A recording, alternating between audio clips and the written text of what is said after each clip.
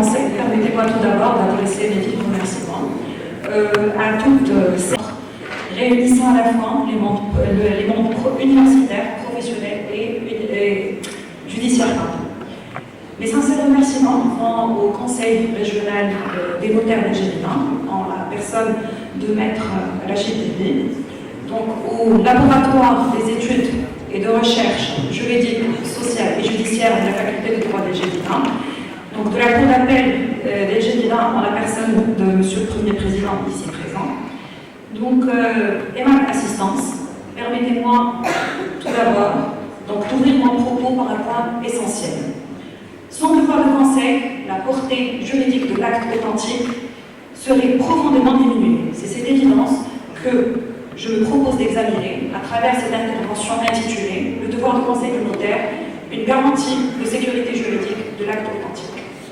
L'acte authentique constitue un instrument de sécurité juridique sans équivalent. Mais cette sécurité ne découle pas seulement de la forme authentique de l'acte, mais surtout de l'intervention humaine du notaire, d'assurer la fiabilité et la sincérité de la volonté des parties. Le notaire a vu être authentique ses actes pour devenir un peu le magistrat de l'amiable. L'acte authentique dressé par un notaire, à son origine, est un acte qui atteste que les parties ne mentent pas, ne trompent pas et que l'acte est bon et juste. Un acte juridique qui peut faire foi. Et la foi est ici liée à une notion de vérité. Ce devoir de vérité impose au notaire non seulement d'informer, mais aussi d'éclairer et de mettre en garde les parties sur les conséquences de leur engagement. Il garantit que l'acte authentique ne soit pas seulement valide sur le plan juridique, mais surtout adapté, compris et équilibré. C'est dans ce cadre que l'on se posera la principale question qui va orienter mon intervention et qui est la suivante. En quoi le devoir de conseil du notaire constitue-t-il le fondement de la sécurité juridique de l'acte authentique? Pour répondre à cette question, je vais formuler mon intervention autour de 4 axes principaux. Un premier touchant l'identification du devoir de conseil qui constitue une obligation professionnelle à portée générale. Un deuxième axe s'intéressera à la sécurité des actes authentiques apportés par le devoir de conseil. Un troisième, par rapport à la responsabilité des notaires à l'occasion de ce devoir de conseil. Et je vais terminer mon intervention par la formulation de certaines recommandations. Commençons par le premier axe qui touche l'identification du devoir de conseil qui constitue une obligation professionnelle à portée générale. Le notaire cherche à savoir, fait savoir et sait guider. Ce devoir de conseil constitue à la fois une obligation ou un devoir déontologique et juridique. L'étendue de ce devoir de conseil est particulièrement importante. Il va de la nécessité d'investigation en la faveur des intérêts des parties à l'obligation de les conseiller, voire de les guider, avant bien sûr la signature du contrat. Et de ce devoir de conseil découlent également 2 dimensions complémentaires. Une première concerne le devoir d'information et une deuxième concerne le devoir de mise en garde. Il s'agit d'une obligation essentielle et non pas d'une simple formalité, reconnue par la loi. D'ailleurs, c'est l'article 32 de la loi numéro 37 de la loi numéro 3209, de la loi bien sûr organisant la profession des notaires, qui dispose ce qui suit. Le notaire doit donner son conseil aux parties, leur révéler ce qu'il a appris relativement à l'objet de leurs actes et les éclairer sur la portée et les conséquences des actes qu'il reçoit. Donc, à la lecture de cet article, je me propose de formuler certaines recommandations que je vais formuler vers la fin, mais à mon sens, cet article doit être revu pour donner plus de détails par rapport à plusieurs obligations de conseil. C'est les éléments dont je vais parler au niveau du 4e axe. Je vais passer certains exemples d'arrêts de la Cour de cassation. Je vais donner qu'un. Donc, le fait qu'un notaire avertit l'acheteur des dangers de paiement du prix de la vente en dehors de l'étude notariale constitue un accomplissement du devoir de conseil. Passons maintenant directement à la sécurité juridique des actes authentiques apportés par le devoir de conseil. La formation de base du notaire lui permet de vérifier les droits des parties, la représentation. C'est des éléments qui ont été détaillés par notre doyen, professeur Philippe Talon. La gestion du patrimoine commun entre les époux, plusieurs éléments. Ce devoir de conseil implique un devoir de vérification. Et ce devoir s'impose quelle que soit la complexité aussi bien en rédigeant un acte de vente immobilière ou bien la constitution d'une société. Et ici, je rejoins les propos de Maître Bargache par rapport à cette question. Donc, je vais faire des incursions au niveau du droit allemand. Donc, au niveau du droit allemand, l'authenticité des actes est exigée sur la base de la valeur du bien. Donc, c'est le cas des sociétés. Donc, je donne l'exemple ici de la législation encadrant la matière. Donc, il s'agit du Burch. Donc, c'est le code allemand qui encadre la question.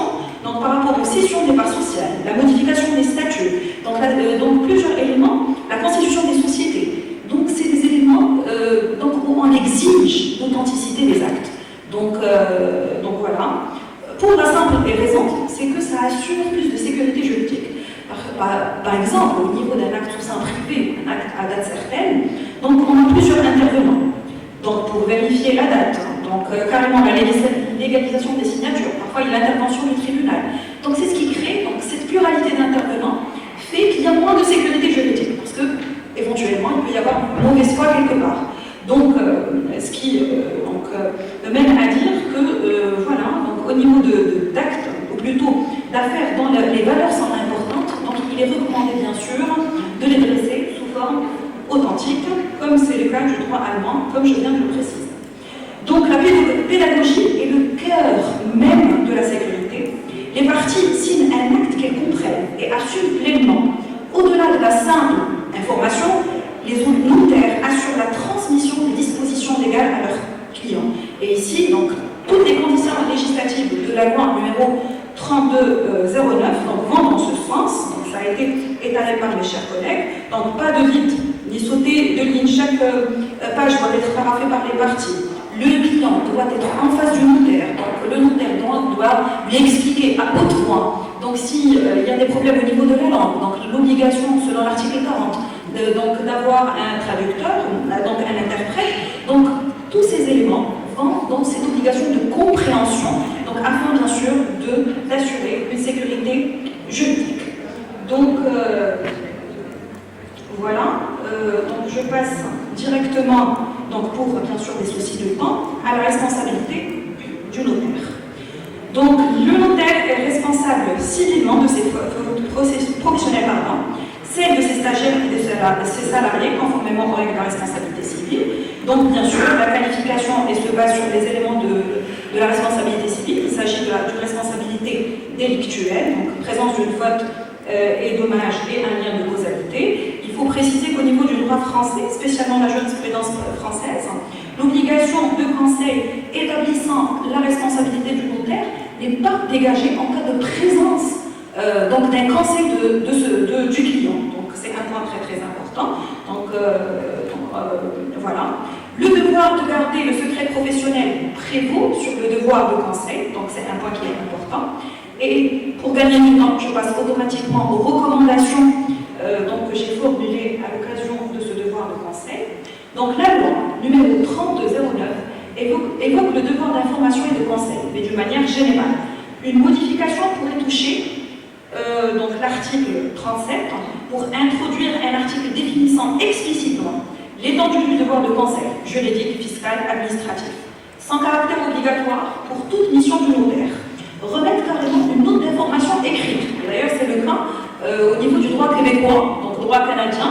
Donc carrément, il y a des notes écrites qui sont dans une sorte de document attestant que le conseil a été reçu. Donc pourquoi pas intégrer ça au niveau de la législation marocaine, tout simplement pour renforcer la transparence et protéger le notaire en cas de contestation. Également, il serait intéressant d'introduire une obligation de vérification renforcée par rapport à l'authenticité des documents remis, la situation juridique des biens, la capacité et l'identité des parties. La loi pourrait préciser les limites de cette obligation pour éviter un transfert excessif de la responsabilité vers le notaire, préciser le devoir de neutralité et d'impartialité du conseil. Il doit refuser, donc je parle bien sûr du notaire, d'agir si l'équilibre contractuel est sérieusement compromis. Également, il serait intéressant d'introduire des sanctions avec des degrés, des catégories de manquements plutôt. Donc, manquement simple, manquement grave et manquement très grave. Manquement simple pour information insuffisante, manquement grave pour omission entraînant un préjudice. Manquement très grave pour faute intentionnelle. Et un autre point important, il serait intéressant d'adapter vulnérabilité du client. Donc c'est au niveau de certaines incursions au niveau du droit québécois. Donc on a trouvé ces éléments-là. Ça serait intéressant de les intégrer au niveau de la loi marocaine. Donc également, avec l'ère de la digitalisation, il serait intéressant de moderniser la loi avec un devoir d'information numérique afin de prévoir des obligations de conseil en cas de procédure dématérialisée, sécurisation numérique, conservation et transmission électronique des conseils. Et finalement, toutes ces modifications législatives proposées visent à renforcer la sécurité juridique, à protéger les citoyens, à clarifier les responsabilités du notaire, à moderniser la loi numéro 3209 et bien sûr réduire les litiges liés à l'insuffisance du conseil. Le modèle marocain gagnerait à codifier ce devoir de manière plus explicite afin bien sûr de pallier à l'insécurité juridique et assurer que toutes les parties comprennent bien leurs obligations. Merci pour votre attention.